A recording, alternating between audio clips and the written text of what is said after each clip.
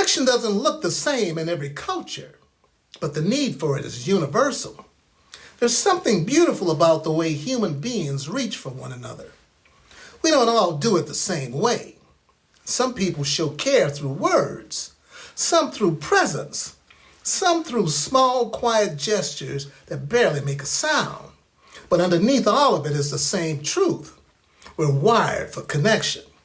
And as we step into this new season, the season of connection, I want to start with something simple and human. The idea that love, care, and belonging don't have one language. They have many. Think about the people in your life. Some of them say, I love you without ever using those words. They check on you. They remember the details. They make sure you ate. They send you a message at the exact moment you needed one. They show up when it matters. And others express connection through touch or humor or acts of service. Some people connect through deep conversation, while others connect through silence, the kind that feels safe, not empty. And if you look across cultures, you'll see the same pattern. Different expressions, same need. In Japan, there's a word called ami. It describes the comfort of depending on someone you trust. In parts of West Africa, connection is expressed through communal meals, shared labor, and the rhythm of daily life. In Latin cultures, warmth is expressed through physical closeness, hospitality, and generosity. In the American South, connection often shows up as food, storytelling, and checking in on your people. Different languages, same longing.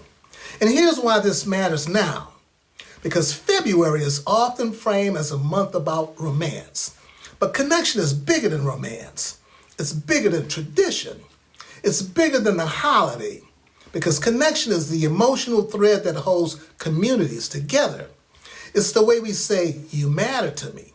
It's the way we remind each other that we're not meant to walk through life alone. But here's the challenge.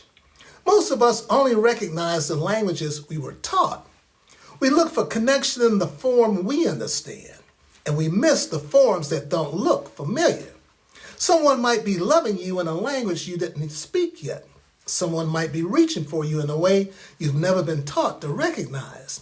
Someone might be offering care in a form that doesn't match your expectations, but still carries the same intention. And the reverse is true too. You might be expressing care in a way that someone else doesn't immediately understand. Not because they don't value you, but because they learned a different emotional vocabulary. So as we begin this arc, I want to offer you a simple practice, a way to widen your lens, a way to see connection in its many forms. Think of one person in your life, just one, and ask yourself, how do they express care? Not how you express it, not how you wish they express it, but how they do it. Maybe they fix things around the house. Maybe they send memes, or maybe they ask if you made it home safely. Maybe they give you space when you need it, and maybe they show up with food. Maybe they listen without trying to fix anything. That's a language, and that's connection. And then ask yourself, what is my natural language of connection? How do I reach for people? How do I show care? How do I express belonging? Because when you understand your own language and you learn to recognize someone else's, connection becomes easier, softer, more generous, and more human. And that's the heart of this first episode.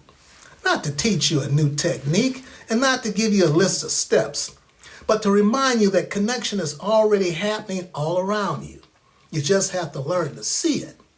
And as we move through this Valentine's arc, we're going to explore deeper layers of connection, vulnerability, courage, belonging, and the way love shapes communities. But it all starts here, with the simple truth that human beings express care in many different ways. And every one of those ways is valid. So as you move through your week, pay attention. Notice the small gestures and notice the quiet offerings. Notice the ways people reach for you, even if it doesn't look like the movies or the commercials or the traditions you grew up with. Connection has many languages, and when you learn to recognize them, You start to feel connected in places you didn't even realize connection was happening. I'm glad you're here now.